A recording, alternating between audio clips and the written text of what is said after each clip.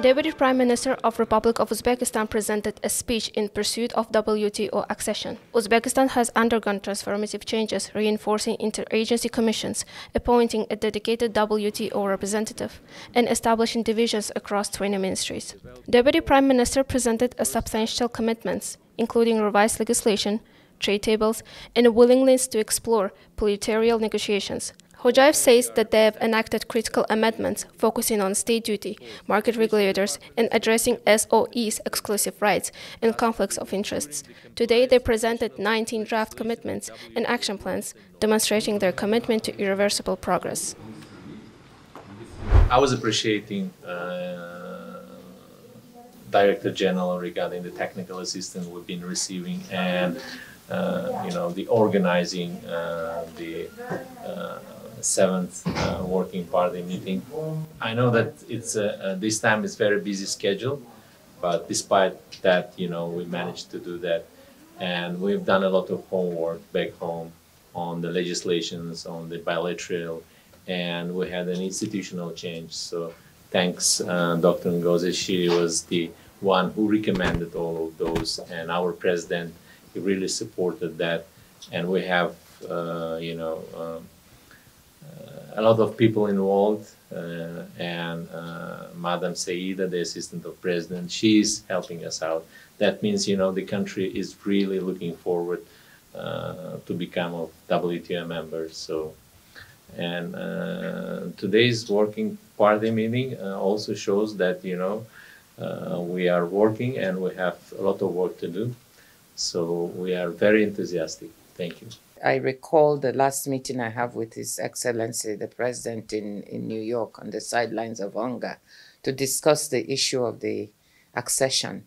I'm happy to say that progress is being made, and I really do want to commend His Excellency and the team for the work that they're doing. They finished 7 market access bilateral negotiations. They are moving on to some very important ones with some of our members like the EU and the US. And completing with Japan, and so it's moving in a very nice way. They've even completed with Nigeria, yes, which is very interesting. We want to continue to support them, and I want to thank the team led by Micah for the excellent work they're doing. What we need now is to continue to accelerate progress. We are there to help coordinate the technical assistance and make sure that all the partners who are offering to support Uzbekistan come in a coordinated fashion so that they can get the best out of it. So the bottom line is the work is proceeding. We will keep pushing. We want to see the country accede as quickly as possible. And I just want to say thank you to His Excellency for the great work that is going on. Thank you. First of all, I would like to begin with saying that Uzbekistan and Turkey are two brotherly nations. We are sharing common civilization, common history, common culture, and we are very happy that Uzbekistan is working hard on its way to be a member of WTO. And we are very proud to say that we are the first nation, first country that signed the accession protocol with Uzbekistan on Monday here in Geneva. Mr. Azizbek and Mr. Tuzcu signed the agreements both together here in the WTO. And accession of Uzbekistan to WTO, I believe, will help to build a resilient and well-functioning open market economy in Uzbekistan, which is very, I think, critical. And in that regard, we commend the reform process undertaken by His Excellency President Mirziyoyev to make Uzbekistan economy more resilient and more open. And I hope the accession of Uzbekistan to WTO is going to help this to reach that aim as soon as possible. Well, as I said, we already signed the agreement. I'm sure that I don't have the numbers, of course, but I'm sure we are having very good relations, as we have in all aspects of our bilateral relations. I'm sure we are having a very good trade relations, and it's going to be better in terms of the international rule. So this is going to enhance our bilateral boat trade and in general term our strategic cooperation. This is going to be an element of this process. I mean the WTO accession. To be honest, I am not a trade expert. I am the ambassador here, so the negotiations were undertaken by the specialist trade experts in both in Tashkent and Ankara.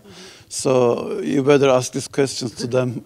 But I can say that I'm really happy that we are the first country that we signed, and I believe that this shows our support to Uzbekistan's accession to the WTO. As far as I know, first of all, you have to finish your bilateral agreements. And I see here, as I said, we have very close cooperation with the Uzbekistan mission here in Geneva. Actually, we were in the same building, but they moved recently. So we see very close, we watch very closely, we have very close relations, and we saw that they are really working hard here. And I'm sure since when you see the delegation here, it shows that the authorities in Tashkent is also working hard to become a WTO member, and in that sense, I'm sure that if there will be no unexceptional delays or something, MC14, which is going to be held in 2025, is going to be I hope it's going to be the ministerial that Uzbekistan will be a member of the WTO. We are negotiating since GATT, and we are the original members that started on the 1st of January 1995. We are one of the original members. So, but we start from the GATT period, maybe 1940s, so we are not, you know, those members who exceeded after 1995 are generally called Article 12 members. We are not an Article 12 member. So some conditions may differ regarding the negotiations undertaken between the governments, the members, but we are a member of WTO since 1995, and we have mission here since 1995. Well, first of all, we have in WTO there are 164 members, so this means that, and there's the how to say, the understanding of most favored nation. So this 164 members apply each other MFN status, which means that under some certain rules and conditions, you are having trade with all these 164 members as a most favored nation. And on the other hand, when you become a member of WTO, since here the rules are set, and also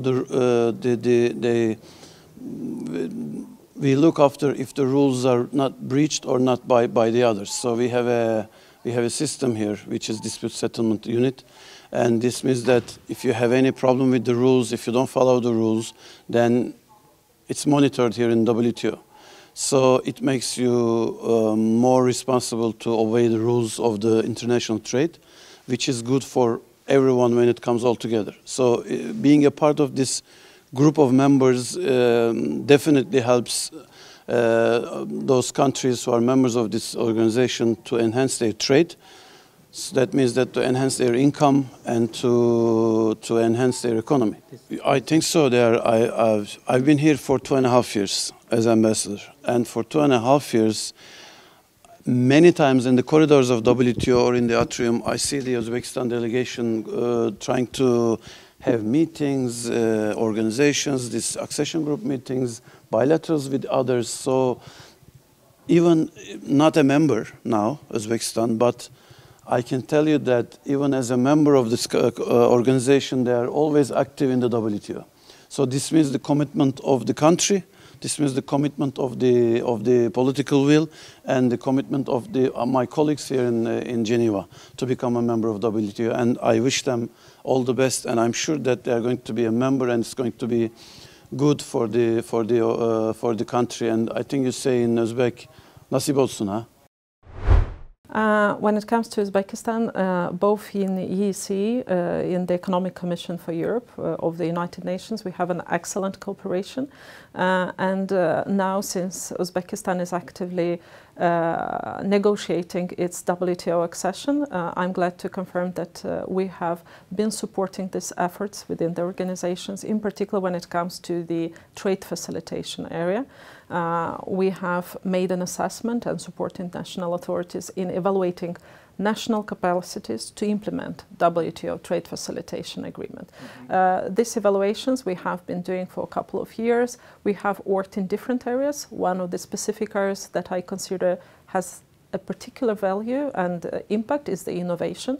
Again, with the Uzbekistan National Office of Innovation, we have done workshops for experts to encourage, in particular, SMEs and companies to engage in more circular economy initiatives. So innovation is key, and I think it's very important that in this process of Uzbekistan integration into this international trade family, that it brings its experience to the table on innovations, on economic reforms, because I know that Uzbekistan is currently carrying on reforms under the guidance and support of the president, and we have also noted that in the last years there was an activization or a more intense dialogue when it comes to implementing these reforms and also integrating them into the international circuit, if I can say like this. So we have already very intense cooperation specifically on trade, but much more than that. As you might know, there is a special program, it's called SPECA, where we have the Central Asian countries and Azerbaijan as well, but also Uzbekistan is one of the most active and a really important partner in this format in SPECA. And in 2021, if I'm not mistaken, that was the year when we hosted our General Council of Economic discussions, in particular in Uzbekistan. Sorry. You are right. I mean, we work in many areas with Uzbekistan. I would say transport is a big field, and I mean, like with the big conventions that we have around this house, like the TIR convention. Many know about this transport conventions, but not only. For us, it's important also to engage to digitalize everything that comes, transport corridors, transport of goods, as well. Environment is a key sector, and I'm really pleased that it's exactly in Uzbekistan where we have a very successful partnership when it comes to trees in cities and planting and forestry. There is an amazing project that you have in Uzbekistan. It's the Yashil Makon project or program, if I can, initiative, and we are pleased that EC is part of, our commission is part of this program, supporting it and being really a flagship of the initiatives that we are doing together. So we, as you see, we have many areas that we are working: transport, environment, forestry, also on housing. We are planning, but we also have done some assessment when it comes to urban housing, the social housing. So it's quite a wide area cooperation, and also energy, which is a key, really a key area of expertise that the Economic Commission for Europe has, and on critical raw material, for example.